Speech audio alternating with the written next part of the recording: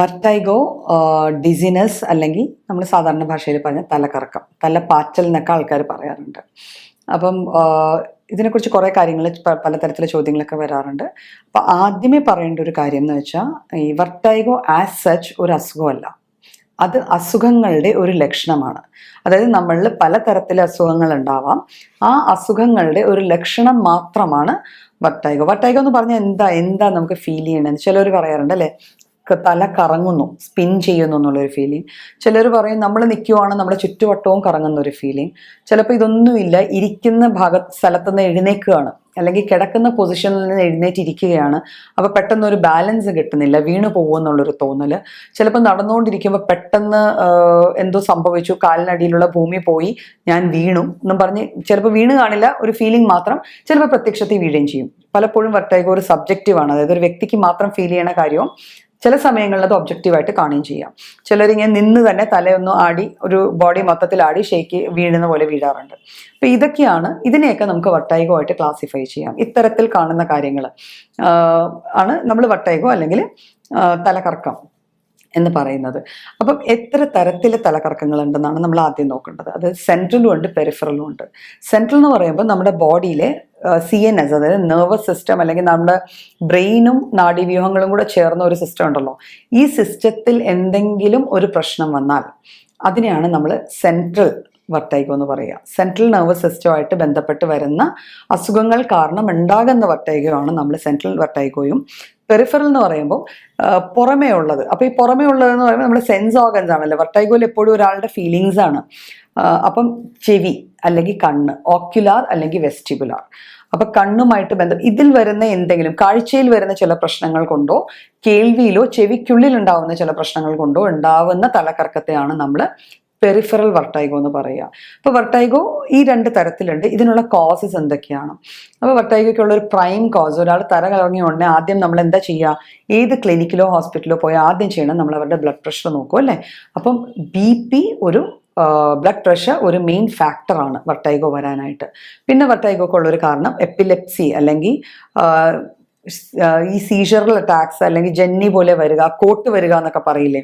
അപ്പോൾ സീഷേഴ്സിൻ്റെയും ഒരു ഫീച്ചറാണ് വർട്ടൈഗോ. അപ്പോൾ സീഷേഴ്സ് ഉള്ള ഒരു വ്യക്തിക്കും തലകറക്കം ഉണ്ടാകാവുന്നതാണ്.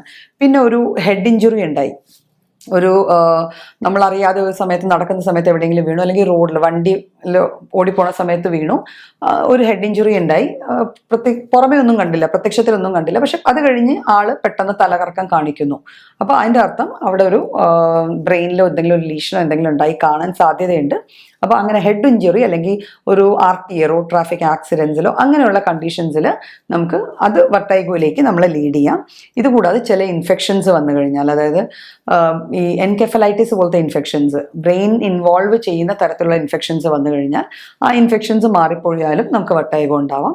പിന്നെ നല്ല പനി വരുവാണ്, സാധാരണ ഫീവർ, വൈറൽ ഫീവർ തന്നെ വന്നു, വല്ലാണ്ട് ടെമ്പറേച്ചർ കൂടുന്നു, നമ്മുടെ ബ്രെയിൻ എഫക്റ്റഡ് ആവുന്നു, അവിടെയും നമുക്ക് വർട്ടൈഗോ വരാം. പിന്നെ ഞാൻ നേരത്തെ പറഞ്ഞു CNS റിലേറ്റഡ്, അതായത് നെർവസ് സിസ്റ്റമായിട്ട് റിലേറ്റഡ് ഡിസീസസ്, മൾട്ടിപ്പിൾ സ്ക്ലിറോസിസ് എന്നൊക്കെ പറയും. അതായത് നമ്മുടെ ഈ നെർവ്സിന്റെ കോട്ടിങ്ങിൽ വരുന്ന ഒരു തരം അസുഖമാണ്. അപ്പോൾ ആ അസുഖങ്ങൾ, ആ തരത്തിലുള്ള അസുഖങ്ങൾ, അവയൊക്കെ കാറ്റഗറൈസ് ചെയ്തിട്ട് ഗ്ലയൽ ഡിസീസസ് എന്ന് പറയും. അതായത് ആ തരത്തിലുള്ള കോശങ്ങൾക്ക് വരുന്ന എന്തെങ്കിലും അസുഖങ്ങൾ വന്നു കഴിഞ്ഞാലും നമുക്ക് തലകറക്കം അല്ലെങ്കിൽ വർട്ടൈഗോ ഉണ്ടാകാം. പിന്നെ സിംപിളി വർട്ടൈഗോ വരാൻ കാര്യമുണ്ട് അല്ലെ, ഡീഹൈഡ്രേഷൻ കൂടിക്കഴിഞ്ഞാൽ വർട്ടൈഗോ ഉണ്ടാവാം. സൺസ്ട്രോക്ക് പോലത്തെ കണ്ടീഷൻസ്, സൂര്യതാപം ഏറ്റു കഴിഞ്ഞാൽ, അമിതമായ സൂര്യതാപം ഏറ്റു കഴിഞ്ഞാൽ വർട്ടൈഗോ ഉണ്ടാവാം. അപ്പം ഇതൊക്കെയാണ് വർട്ടൈഗോയുടെ കോമൺ കോസസ്. ഇപ്പം നമുക്ക് ഇതിൻ്റെ കോസ് കണ്ടുപിടിച്ചു, നമ്മളൊരു അസുഖത്തിൻ്റെ കോസ് കണ്ടുപിടിച്ചു. ആ കോസിനെ ട്രീറ്റ് ചെയ്യുമ്പോൾ വർട്ടൈഗോ മാറണം. പക്ഷെ ഇതിരിക്കെ തന്നെ ഞാൻ പറഞ്ഞ ചില സിമ്പിൾ കാരണങ്ങൾ കൊണ്ട് വരുന്ന വർട്ടൈഗോ വരുമ്പോൾ നമുക്കിതെങ്ങനെ മാനേജ് ചെയ്യാൻ പറ്റണം. തൽക്കാലത്തേക്കാണെങ്കിലും നമ്മൾ ഇതിനെ എങ്ങനെ ഓവർകം ചെയ്യണം. മെഡിസിൻസ് നമ്മൾ കഴിക്കുന്നുണ്ട്, അതിനുള്ള മാനേജ്മെൻറ്റ് അല്ലാതെ എല്ലാം ചെയ്യുന്നുണ്ട്. പക്ഷെ നമ്മൾ അതിന് ചെയ്യേണ്ട ചില കാര്യങ്ങളുണ്ട്. അതായത് ഒരാൾ കിടന്നെഴുന്നേൽക്കുമ്പോൾ വർട്ടൈഗോ വരാൻ ചാൻസസ് ഉള്ള, അല്ലെങ്കിൽ വർട്ടൈഗോ ഉള്ളൊരു വ്യക്തിക്ക് മെനിയസ് ഡിസീസ് എന്ന് പറഞ്ഞൊരു കണ്ടീഷൻ ഉണ്ട്, ഇയർ ബാലൻസ് കൊണ്ട്. അതാണ് ഇപ്പം മിക്കപ്പോഴും കാണുന്ന ഒരു കേസ് അതാണ്. അപ്പോൾ അങ്ങനത്തെ കണ്ടീഷനിൽ നമ്മുടെ ഇയറിനകത്തുള്ള ചെറിയ ചെറിയ ബോൺസ് ഫ്ലോട്ട് ചെയ്യണ ബോൺസ് ആണ്. അപ്പോൾ നമ്മൾ പെട്ടെന്ന് ചാടി എഴുന്നേക്കുകയോ അങ്ങോട്ട് തിരിയോ ഇങ്ങോട്ട് തിരിയോ ഒക്കെ ചെയ്യുമ്പോൾ ഈ ബോൺസ് ഓൾട്ടേർഡ് ആവും, ഇവരുടെ പൊസിഷൻസ് ഓൾട്ടേർഡ് ആയിട്ട് നമുക്ക് തലകറക്കം തോന്നും. അപ്പൊ അങ്ങനെ ഒരു ഇംബാലൻസ് വരാതിരിക്കാൻ വേണ്ടി നമ്മൾ ഒരു പൊസിഷനിൽ നിന്ന്, കിടക്കുന്നതിൽ നിന്ന് ഇരിക്കുകയോ ഇരിക്കുന്ന പൊസിഷനിൽ നിന്ന് നിൽക്കുകയോ ഒക്കെ ചെയ്യുമ്പോൾ നമ്മൾ സാവകാശം കുറച്ചു നേരം ഒരു പൊസിഷനിൽ കുറച്ചു നേരം ഇരുന്നിട്ട്, സെക്കൻഡ്സ് മതി, ഒരു 30 സെക്കൻഡ് ഒക്കെ ഇരുന്നിട്ട് പിന്നെ എഴുന്നേക്കാവുള്ളൂ. അപ്പൊ അങ്ങനത്തെ ചെറിയ ചെറിയ കാര്യങ്ങൾ, ഒരിക്കലും ഡീഹൈഡ്രേഷൻ പോലത്തെ കണ്ടീഷൻസ് വരാതിരിക്കാൻ നോക്കുക. ഉറക്കം നിൽക്കാൻ പാടില്ല. വട്ടൈഗോ വരുന്ന ആൾക്കാർ എപ്പോഴും ശ്രദ്ധിക്കേണ്ട ഒരു കാര്യം, അവർ റെഗുലറായിട്ട് കുറേ നേരം ഉറക്കം ഇല്ലാതെയൊക്കെ വന്നു കഴിഞ്ഞാൽ പലപ്പോഴും അത് വട്ടൈഗോയിലേക്ക് ലീഡ് ചെയ്യാം. കുറേ അധികം സ്പൈസി ആയിട്ടുള്ള അല്ലെങ്കിൽ കുറേ അധികം റിച്ച് ആയിട്ടുള്ള ഫുഡ് കഴിക്കാതിരിക്കുക. അതും പലപ്പോഴും ഈ വട്ടൈഗോയെ ട്രിഗർ ചെയ്യാറുണ്ട്.